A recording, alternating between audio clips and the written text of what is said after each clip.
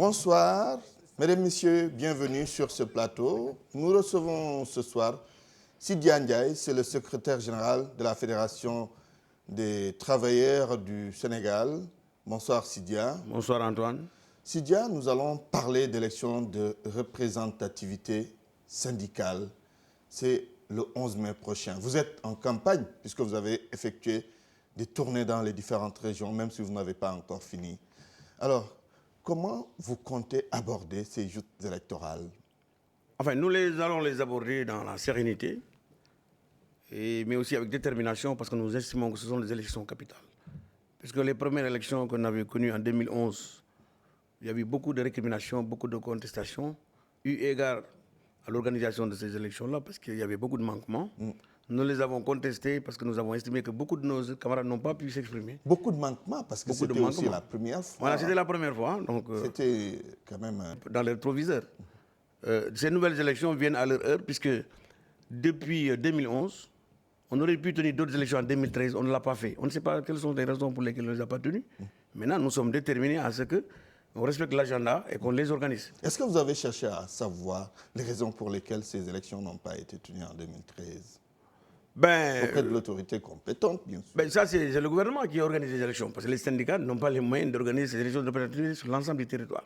Donc c'est sur notre demande que le gouvernement alloue des fonds pour que nous puissions tenir des élections. On ne vous a rien dit par rapport à la non-tenue de ces élections? Non, on nous a simplement dit qu'il y avait un recours, parce que les élections passées avaient été contestées. Je crois que c'est l'UDTS qui avait introduit un recours en annulation de ces élections-là. Recours depuis 2011 jusqu'à maintenant? Attendez, c'est ça notre crainte aussi. Parce que vous savez, nous allons aller en 2016 en élection. Oui. Si c'est le même délai d'attente qu'il faut faire, mais on ne va pas s'en sortir. Nous avons fait des propositions au ministre en lui disant, attention, si on donne pas des délais pour les recours, on peut aller à des élections, les gens mettent des recours et nous allons attendre 4-5 ans. Parce que 3 ans, depuis 2011, on n'a pas organisé 2013. Type de discours avez-vous tenu aux travailleurs syndiqués? Vous savez, moi, mes tournées, ce n'est pas maintenant. Parce que je pense que si vous faites la rétrospective de l'actualité syndicale dans ce pays, nous faisons partie des centrales qui sont tout le temps sur le terrain, du 1er janvier au 31 décembre. Donc nous n'avons pas attendu des élections pour être dans le camp des travailleurs, parce que c'est ça notre credo. Donc je pense que tout ce qui se passe pour nous est normal. Aujourd'hui, je ne suis pas dans les régions, je suis à Dakar, mais les camarades continuent à travailler, à sensibiliser. Et quel type de discours vous tenez aux travailleurs? Non, pour nous, par rapport à ces élections? Pour nous, d'abord, nous avons dit que les élections de représentativité, ce n'est pas pour les travailleurs, c'est pour les directions syndicales.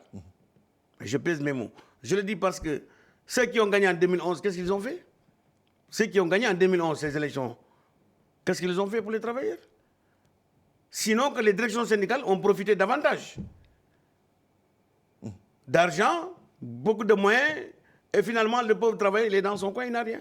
Donc nous disons qu'aujourd'hui, ce discours, nous le faisons comprendre au travail, et de dire encore une fois, ce qu'on cherche à travers ces élections, ce que le gouvernement cherche, c'est de nous éliminer, de faire en sorte, puisque nous sommes bavards. Et si vous gagnez, qu'allez-vous faire pour ces travailleurs justement? Si nous gagnons, c'est de mobiliser les gens. Parce que ces centrales n'aient rien fait pour les travailleurs. Si nous gagnons ou si nous ne gagnons pas, nous serons dans le camp du travail, nous allons continuer à lutter, parce qu'il y a beaucoup de secteurs. Récemment, je viens de créer dans le secteur de l'hôtellerie un syndicat. Parce que dans l'hôtellerie, c'est le seul secteur où on refuse d'appliquer la retraite à 60 ans. Alors qu'il n'y a pas de travaux de pénibilité. Parce que simplement, il y a un monsieur ou un groupuscule qui empêche aussi travailleurs sénégalais de l'hôtellerie d'avoir la retraite à 60 ans. Donc nous disons qu'aujourd'hui, il y a un challenge. Il faut que les syndicats soient au service des travailleurs et non que les travailleurs soient au service des syndicats ou des Et vous allez faire face à ce problème? Nous allons faire face, c'est évident, à ce problème. Si nous gagnons les élections, mais il y a beaucoup de choses à mettre sur la table. La retraite à 60 ans, nous l'avons dit dans le secteur de l'hôtellerie. Mais l'IPRES, mais c'est un scandale. L'IPRES, aujourd'hui, tout le monde sait la façon dont elle est gérée. J'avais demandé ici que le gouvernement procède à l'audit pour lancer une pétition. Personne ne nous a écoutés. Et pourtant, aujourd'hui, l'IPRES, d'après les informations que nous avons, l'État a décidé de laisser 7 milliards, n'est-ce pas? Il a défiscalisé les pensions. Où sont passés ces 7 milliards? Voilà des questions de fond. Alors, lors des dernières élections de représentativité syndicale, la centrale syndicale arrivée en tête, c'est la CNTS de Mody Guiro, suivie de l'UNSAS de Mademba Sock. Ensuite, il y a eu la CSA de Mamadou Diouf et puis la CNTS FC de Cheikh Diop. Vous n'étiez pas dans ce quartier. Quelles sont vos espérances par rapport à ces élections qui viennent? Vous pensez être dans ce quartier? Moi, je suis... les objectifs que je me fixe sont très clairs. Quels sont Je ces pars à objectifs? des élections. Oui. Je ne suis pas comme ceux qui disent que ce sont des Olympiades. L'essentiel, c'est de participer. Moi, quand je participe, c'est pour gagner. Avec conviction. Avec conviction et détermination, dire aux travailleurs de faire en sorte que la FGTSB gagne ces élections. Parce que si nous gagnons sur les élections, nous pouvons agir, nous pouvons infléchir agir sur le cours des événements. Parmi les 4 premières centrales syndicales, c'est un objectif pour vous? Non, je dis au-delà. Non, je ne pense pas que je vais être parmi les 4 premières. Si je ne peux pas être premier, que je sois dans le couplet gagnant. C'est ça mon objectif. Donc, Il est ambitieux, les 2 premiers, mais, au moins, au pire des cas. Voilà, être premier ou deuxième. Voilà, c'est ça mon objectif. Je peux maintenant l'atteindre avec la volonté des travailleurs, comme je peux ne pas l'atteindre. Mais je ne vais pas pour m'amuser parce que je considère Vous qu'il y a un pensez défi. pouvoir atteindre cet objectif? Mais je pense très bien que je peux l'atteindre. Si les travailleurs nous font confiance et les faits sur le terrain, l'adhésion des travailleurs à notre discours, véritablement nous donne des espoirs pour gagner. Maintenant, comme vous le savez, les élections, il y a beaucoup de paramètres. Il y a la participation. Comment faire? Parce que les premières élections, sur 161 000 inscrits, il n'y avait que 55 000 votants. Soit un taux de participation de 35%, qui doit nous interpeller en tant que syndicalistes. Il y a eu une désaffection vis-à-vis de ces élections-là. Donc faisons en sorte que ces élections, que les travailleurs participent. Et d'ailleurs, c'est pourquoi je lance un message à tous les travailleurs de ce pays de considérer que ces élections sont capitales. Il faut que les travailleurs participent. Il faut qu'il y ait une forte participation pour que véritablement on puisse choisir ceux qui, d'ici 5 ans, vont présider à leur destinée. Oui, pour ceux qui ne le savent pas, les centrales syndicales arrivées en tête lors d'élections de représentativité syndicale bénéficient d'une subvention de l'État. Aujourd'hui, l'État verse à ces centrales syndicales 300 millions de francs CFA par an. Vous n'en faites pas partie. Et cela se fait depuis 2011. Vous dénoncez cela. Qu'est-ce qui vous dérange dans ça? Bon, je précise que c'est en 2016, c'est en fin d'année de l'année dernière qu'on a donné les 300 millions parce que ça faisait partie d'une promesse du gouvernement de donner 600 millions annuels. Ce qui n'a jamais été fait. Ce qui n'a jamais été fait. Oui. C'est en fin d'année qu'on a, le président de la République a dit qu'il va essayer de voir pour donner la moitié au moins pour l'année 2015. Et en 2016 et 2017, on mettra 600 millions à la disposition des centrales syndicales. Donc c'est comme ça que ça s'est passé. Oui. Et dans cette affaire, lorsqu'on a attendu donc, la veille de ces élections pour donner 300 millions avec une clé de répartition fallacieuse, qui ne respecte aucune norme. Mais c'est selon la représentativité de ces centrales. Non, attendez. On ne peut pas dire que les 5 centrales les plus représentatives, on nous a comptabilisés parce que nous avons un poste au Conseil économique et social, nous avons un poste au Conseil pour le dialogue social. Nous faisons partie de ceux qui ont signé la charte, etc. Donc, lorsque l'argent vient, on dit, vous ne faites pas partie. Et là, vous savez, moi, je m'étais attaqué au ministre du Travail parce que je n'ai pas compris. Mais ce que j'ai compris finalement, ce sont les syndicats qui ont, les 4 centrales qui sont coalisées pour que Sidi Ndiaye et la FGTS ne bénéficient pas de la subvention. Pourquoi? Dans ce cas, il faut vous en prendre à ces syndicats. Non, je m'en prends sur le terrain, j'ai dit aux travailleurs de réclamer cet argent. Parce que cet argent, oui. Non, le ministre, c'est l'autorité, c'est lui qui a pris la décision de le faire. Il a validé sous la pression peut-être de ces 4 centrales. C'est ça que j'ai déploré. Oui. J'ai déploré le fait qu'il a capitulé sous la pression de ces 4 centrales pour le faire. Or, c'est l'État qui donne l'argent. Donc, au moins, on devait faire en sorte que... Moi, je ne demandais même pas que ça se limite aux 5.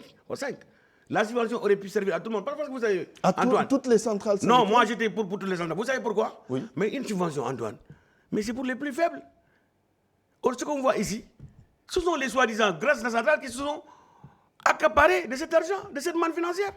Ils disent qu'ils sont puissants. Ils ont des cotisations qui nous dépassent de 20 fois, de 40 fois. Et c'est eux qui se sont accaparés de ces ressources. Donc, manifestement, on ne peut plus l'appeler subvention, on peut l'appeler partage du gâteau. Partage du gâteau, comme vous dites. Le report de ces élections, certaines centrales en parlent. Alors, vous n'êtes pas du tout d'accord. Pourquoi? Non, moi je pense qu'il faut être sérieux. On a démarré un processus jusqu'à présent, en tout cas aux informations, les dernières informations que j'ai, tout se passe normalement dans les commissions départementales. Puisque les préfets et les inspecteurs du travail, que je félicite et que je salue au passage, ont fait un excellent travail. Ils ont fait ce qu'ils devaient faire. Ils ont appliqué la lettre circulaire du ministre de l'Intérieur, du ministre du Travail. Donc, nous devons les féliciter. Parce qu'au départ, on avait, en 2011, 161 000 inscrits. Mais aux dernières nouvelles, la dernière réunion de la Commission nationale avec le ministre du Travail, on était à 192 000. Et il y avait une centaine de listes qui attendaient. Donc, je pense que pour la crédibilité de ces élections, on est bien parti pour avoir un fichier acceptable. Donc je crois qu'il ne faut pas noyer le poisson et faire durer les mandats qui sont caducs. Pas question de reporter. Ah non, on ne peut pas reporter. Le 11 mai, il faut qu'on ait... Et qui veut le report? Ceux qui veulent le report, je pense qu'il y a 2 organisations syndicales qui l'ont manifesté, mais je pense que la majorité est pour qu'on ait à des élections. Très bien. Vous êtes travailleur à la mairie de Dakar. Disons, aujourd'hui, il y a une situation pour les travailleurs des collectivités locales, leur situation de façon globale. Quelle est l'évolution de cette situation? Bon, vous savez que depuis le démarrage de l'acte 3, que j'ai appelé acte maléfique, parce que jusqu'au moment où je vous parle, tout a été sens dessus, sens dessous. Parce que simplement, on a précipité la réforme. Problème de salaire pour les travailleurs. Il y a des problèmes de salaire, Oui. il y a des problèmes de couverture médicale. Au moment où je vous parle, Oui. j'ai 2 de mes camarades à la mairie de Grand qui sont fracturés, qui sont allés à l'hôpital sans couverture médicale. On est obligé de sortir nous de notre poche pour payer. Alors que ces travailleurs étaient à la ville de Dakar avec la couverture médicale, n'avaient pas de problème de salaire. On se réveille tous les jours, on déploie 1000 et quelques travailleurs dans des communes d'arrondissement sans les préparer, sans accompagnement. Et ils sont laissés pour compte. Au nom de quoi? Des actes administratifs. On procède par un acte à une substitution d'employeurs sans respecter les formes. On met des gens comme ça à nuit, leurs familles sont dans le désarroi total. Mais je dis que c'est criminel à la limite. Parce que véritablement, nous, on ne peut pas accepter. Et dans les jours et semaines à venir, vous savez, nous allons reprendre la lutte. Parce que véritablement, dans ce secteur, les choses ne bougent pas. La fonction publique locale, qu'on a, qui est un grand chantier, nous saluons tous les efforts qui ont été faits. Malheureusement, c'est plombé. Les décrets qui doivent être pris pour la mise en œuvre d'une agence sont sous le boisseau. On ne comprend plus rien. Donc les travailleurs aujourd'hui à l'intérieur du pays, partout, sont en train de nous dire mais cette fonction publique, c'est un éléphant blanc, c'est une chimère ou quoi? Donc je crois que les autorités qui nous entendent doivent comprendre que dans les jours et semaines à venir, il faut qu'ils s'occupent véritablement de nous. Parce que ils nous ont laissé là, ils sont allés créer le Haut Conseil pour le comité, je ne sais pas, le Haut Conseil pour les collectivités territoriales. Oui. Avec des milliards donnés comme ça à des élus, des gens qu'on a ramassés un peu partout, excusez-moi de parler comme ça, on crée un Haut Conseil qui ne sert absolument à rien, dont le rôle est un rôle consultatif, une assemblée consultative. Ça coûte des milliards aux contribuables sénégalais. Au nom de quoi? Et d'ailleurs, ce que nous dénonçons, c'est que les travailleurs ne font même pas partie de ce conseil-là. Les organisations syndicales qui devaient être des partenaires sociaux, être dans le conseil, n'en font pas partie. On a été zappés. Pourquoi? Parce qu'il fallait recaser du personnel politique. Très bien. C'est ça qui est lamentable. Oui, une autre question que nous allons aborder, qui n'a plus rien à voir cette fois-ci avec vos revendications syndicales. L'affaire Khalifa Ababakar Sall, parce que vous travaillez à la mairie de Dakar. Oui, quel est votre point de vue sur cette affaire, rapidement? Mais vous savez très bien que je voudrais profiter de l'occasion, d'abord pour réaffirmer toute mon affection et mon soutien à Khalifa Ababakar Sall, le maire de Dakar, pour ce qu'il est, pour ce qu'il représente, pour nous. Parce que je pense que depuis 5 ans, il a eu un premier mandat qui a été sanctionné positivement par les populations. Et la manière dont il a travaillé, les auditeurs sont passés, ont prouvé que dans sa gestion, tout est réglé. Et je pense que c'est l'un des maires, lorsqu'il est arrivé, il n'a même pas touché à l'administration, il a maintenu les fonctionnaires à leur place. Oui. Il n'y a pas eu de chasse de sorcière. Aujourd'hui, on l'arrête comme un malfrat. Excusez-moi de parler comme ça. Comme un malpropre, on place sur mandat de dépôt. Alors que l'intelligence aurait commandé qu'on le mette sous contrôle judiciaire. Moi, je pense que le premier magistrat de la ville ne peut pas fuir. Mais ce qu'on cherche dans cette affaire, Antoine, c'est d'humilier Khalifa Sall. Et c'est ça que je regrette. Oui, il a été emprisonné comme le DAF, comme le chef de la division financière. Impact sur la marche de l'institution municipale. Vous avez des craintes par rapport à ça? Nous avons beaucoup de craintes. Pourquoi? Par rapport à cela, parce que toute l'administration financière et comptable est sous les verrous. Donc je pense que, comme on parle de la continuité de l'administration, le secrétaire général de la mairie et le cabinet feront en sorte que les choses marchent. Parce que là, nous voulons prévenir. Vous ne pensez pas qu'on risque de placer cette mairie sous délégation? Oui, vous savez, il faut que les gens soient élégants. Oui. Ils ont allé à des élections, on les a battus. Khalifa Sall a gagné, le premier mandat, il a gagné un second mandat, il faut qu'il soit élégant, qu'il le respecte. Qu'on ne cherche pas, depuis plus de 3 ans, il ne peut pas travailler, parce que nous, vous savez, nous, les travailleurs, on ne veut pas se mêler des questions politiques. Mais depuis plus de 3 ans, tout est bloqué à la mairie de Dakar. Tout simplement parce que, même l'acte 3, en fait, était dirigé contre Khalifa Sall. C'est ça la vérité. Il voulait supprimer la mairie de Dakar, qui existait depuis X années. Dans le code actuel, si vous lisez, vous devez voir qu'on a mis, la ville peut être créée par décret. Mais la ville, elle existe. Oui, vous avez entendu parler de la caisse d'avance de la mairie de Dakar, certainement. Mais la caisse d'avance, moi, vous savez... Qu'est-ce que vous en savez?